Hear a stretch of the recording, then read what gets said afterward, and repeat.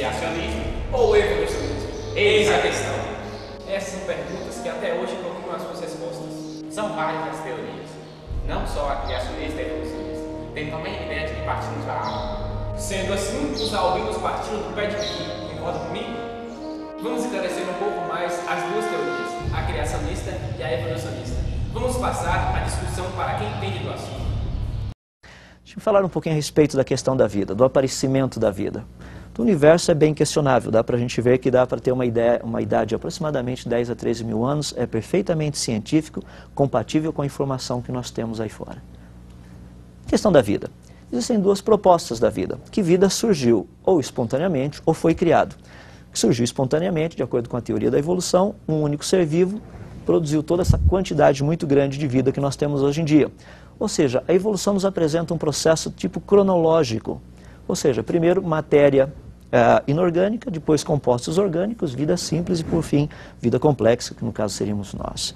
No caso criacionista, não. A proposta é um pouquinho diferente, é que tanto matéria inorgânica quanto vida complexa surgiram simultaneamente. Processo de criação. Nós temos nisto um contexto que é muito interessante, que são algumas experiências. Por exemplo, a questão da experiência de Miller. Miller pegou um aparato, colocou ali dentro alguns elementos químicos, amônia, metano, hidrogênio molecular e vapor d'água, produziu uma descarga elétrica e o que aconteceu? De repente você olha um negócio e tinha algo lá dentro que são aminoácidos. Disto surgiu a ideia de que essa é uma experiência que prova que vida pode ter surgido espontaneamente. O problema é que essa experiência não foi feita nem naturalmente, nem espontaneamente. Exatamente como o criacionista propõe. Ela foi desenhada, foi planejada. Ela prova que vida inteligente consegue transformar matéria inorgânica em compostos orgânicos. Questão da complexidade da vida. O DNA humano é extremamente complexo. Só para você ter uma ideia, cada célula humana tem um DNA. Se nós pegarmos e juntarmos todos esses pedacinhos, nós teríamos mais ou menos uma fita de 2,10 metros de altura.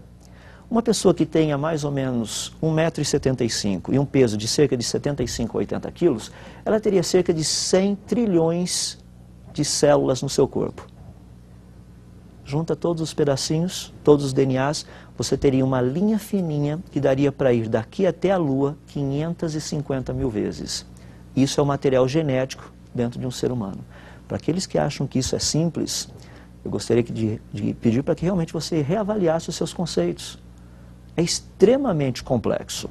Não somente isso, essa complexidade é tal que Michael Denton, no seu livro Evolução, uma Teoria em Crise, disse o seguinte: a complexidade da mais simples célula conhecida é tão grande que é impossível aceitar que tal objeto possa ter sido colocado junto rapidamente por algum tipo fantástico, altamente improvável de evento. Tal fenômeno seria indistinguível de um milagre. O que ele está querendo dizer com isso é que a teoria da evolução nada mais passa do que uma proposta de um grande milagre. Simplesmente um milagre. Só que um milagre sem Deus. Dentro dessa área, nós tratamos nas questões que as pessoas falam de comparações de distâncias genéticas. Deixa eu dar um exemplo bem prático para vocês sentirem um pouquinho a coisa. Foi feito um estudo do citocromo C. Pegaram 47 formas de vida. Uma delas, a cobra cascavel. Quem tem o citocromo C mais parecido com o da cobra cascavel? Da análise feita, nós, os seres humanos. Seria perfeitamente viável dizermos que nós viemos das cobras. O que não é muito difícil de acreditar de uma certa forma. Eu brinco muito com as pessoas quando Jesus disse o seguinte: raça de víboras, quem vos induziu a fugir da ira vindoura? Olhando do citocromo C, ele está perfeitamente correto. Ou seja, quando nós comparamos distâncias genéticas, nós comparamos o que com o que? O todo ou apenas partes? Quando nós vemos a ciência evolucionista, ela compara partes. Comparando-se partes, eu posso comparar o que eu quiser com o que eu quiser.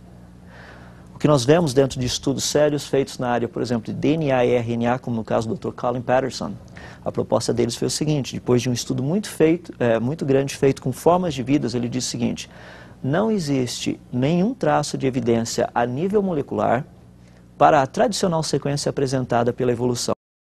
Para mim, o mundo foi criado a partir de alguma coisa. Eu creio que um Deus, algum ser sobrenatural nos criou. Porque a única teoria que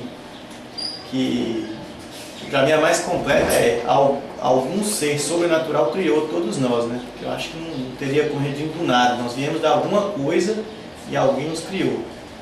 E se existe o relógio, como diz um grande filósofo, se existe o relógio, existe quem fabricou o relógio. Então, se existe nós, se existe o mundo, existe quem nos fabricou, quem nos construiu. Eu creio que foi um ser sobrenatural que criou todos nós. Criou o mundo, né? Depois criou o mundo com sua sabedoria, né? E aí foi modificando, né?